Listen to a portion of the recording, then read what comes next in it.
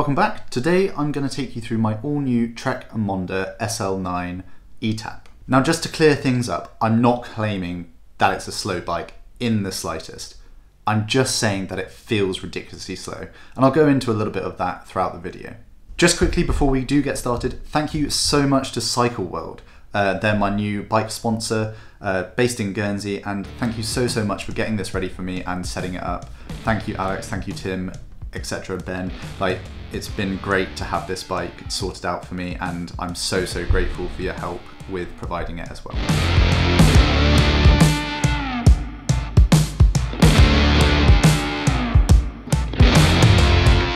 So I'm not going to go through the ins and outs of everything that you can find out on the website. I'll rattle off the little blurb that Trek give you on the website about it, but other than that I'll just give you my thoughts and opinions of the first couple of rides that I've had on this Trek Emonda. So Trek say the Emonda SL9 disc etap is an ultra lightweight, aerodynamic carbon road bike that's designed and built to be the fastest climbing bike they've ever made. You get the legendary ride quality of the latest platform plus more speed thanks to the aero tubes wrought from the lightest OCLV layup ever. Ultra lightweight wheels and advanced wireless electronic drivetrain push the performance to the limit.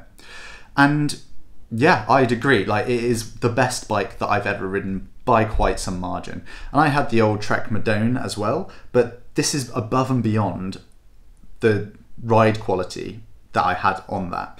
Don't get me wrong, the Madone is a very quick bike, but I'd say that this is just as quick, if not quicker, but stiffer, and also brakes far better than the Madone. If I had one quip with the Madone, it was how poor the brakes were on it. The caliper brakes are they're ingeniously designed in terms of aerodynamics, but in terms of actual functionality were terrible. But this Emonda disc brake version is disgustingly good. It's so good. It's just next level, and I think that it's just transformed the bike as a whole.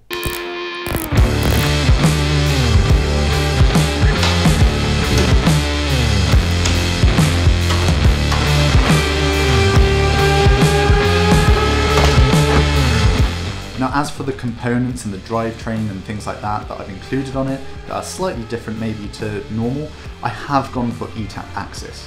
So that's SRAM Red etap axis 12 speed, which is new for me, and it's so much better than the previous etap. I did have the previous etap, probably the first generation of etap, and it just died on me all the time.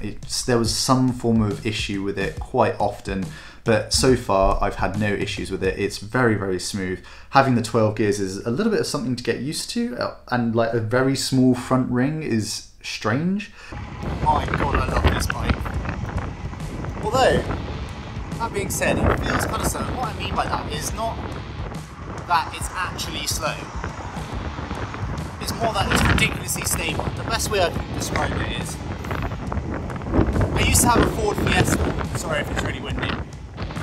And this Ford Fiesta, not that I drove into above the speed limit, but it used to be pretty raggedy at the top end. I imagine if you drove something far more stable, or faster, like a Ferrari, it's far more stable. That's what this is like. It's just rock solid. It doesn't feel like you're going anywhere. Which is great. Great for racing. Puts you in far more control. I love Trek bikes. They're fantastic. The other thing that I have is a Quark power meter, and it almost bang on measures up to the power to max that I've got on my other bike, and it's so good. And I love crank-based power meters in terms of the Spider power meters, because they always seem to be unfathomably they always seem to be accurate. They just work as they say on the tin. There's no faffing around with them. You don't have to calibrate them all the time. They just do the job that they're designed to do. The other thing that I've got on this bike, which I had on the Madone originally, which I swapped out, is an integrated bar and stem. And I think it will be fine for draft legal racing going forward, because clip-on bars are going to be banned. But for the time being, I don't really have a solution for how I'm going to use clip-on aero bars, which save about 30-40 watts worth of speed. I mean, yeah, sure, you lose 20 watts worth of speed when you go down into the position with the power that you can put out, etc, etc. But for the time being, I don't have the ability to get into that aero position. I'm pretty tucked up when I go down on the hoods, but yeah, it might be something that I have to look into for Commonwealth Games, because this will be the bike that I use for the Commonwealth Games.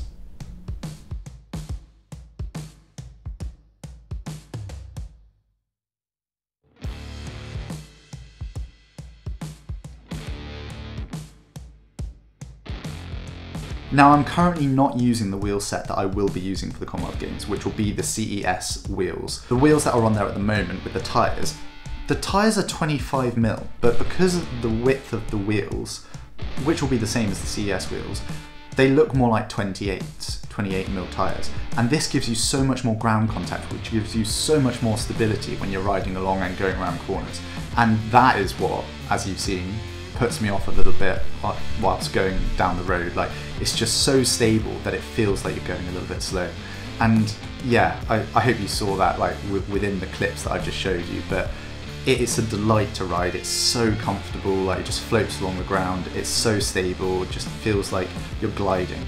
But yeah, I'm so pleased with this bike, and I couldn't be happier to be riding it. Again, thank you Cycle World and CES. I'm really looking forward to racing it in the upcoming races. And that's Leeds. Leeds is my next race, and like I said before, Challenge Wales will be the week after that. So yeah, stay tuned, and thanks for watching. I'll see you next time.